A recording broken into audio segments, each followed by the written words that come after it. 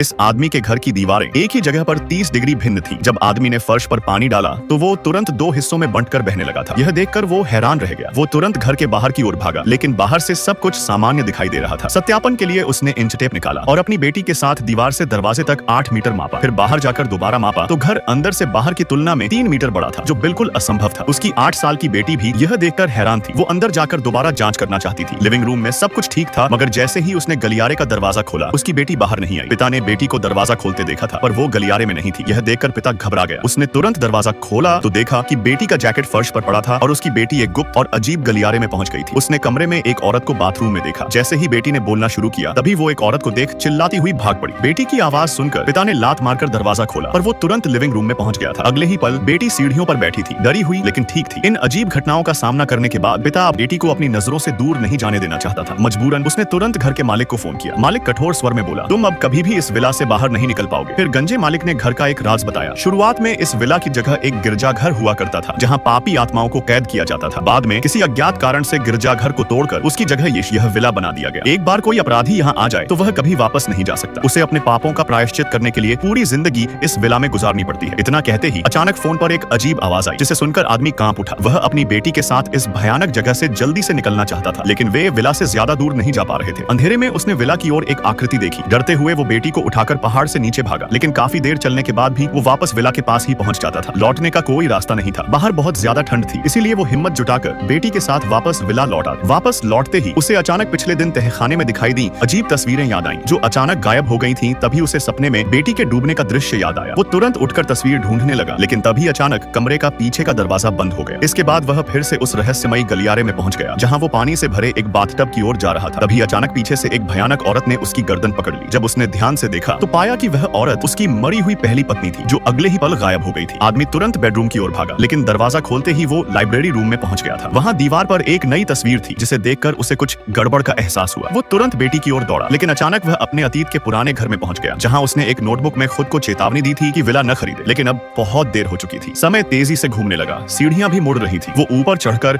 अपनी बेटी तक पहुंचना चाहता था, लेकिन सीढ़ियां लगातार लंबी होती जा रही थी। फिर भी बेटी की चिंता में वो आखिरकार ऊपर पहुंच गया और बेडरूम की ओर भागा, मगर उसकी बेटी वहां नहीं थी। उसने खिड़की से अपनी पत्नी को घर लौटते देखा। तभी एक चमक के साथ वो फिर से गलियारे में पहुंच गया, जहां उसने अपने ही बूढ़े रूप को देखा। उस बूढ़े रूप ने बताया कि यह जगह उसी के लिए बनी है। आदमी अब पूरी तरह टूट चुका था। उसने अतीत में लौटकर अपनी बेटी को गाड़ी में सुला दिया। जब उसकी दूसरी पत्नी घर लौट रही थी, उसने पत्नी को सारा सच बताया। दरअसल जब उसकी पहली पत्नी पानी में डूब रही थी, उसने जानबूझकर उसकी मदद नहीं की और उसे मरने के लिए छोड़ दिया था। इस पाप के कारण अब वो इस रहस्यमयी घर में कैद हो चुका है और कभी बाहर नहीं निकल पाएगा। अंत में विला फिर से बिकने के लिए तैयार हो गया। अब किसी दूसरे पापी इंसान के आने की बारी थी।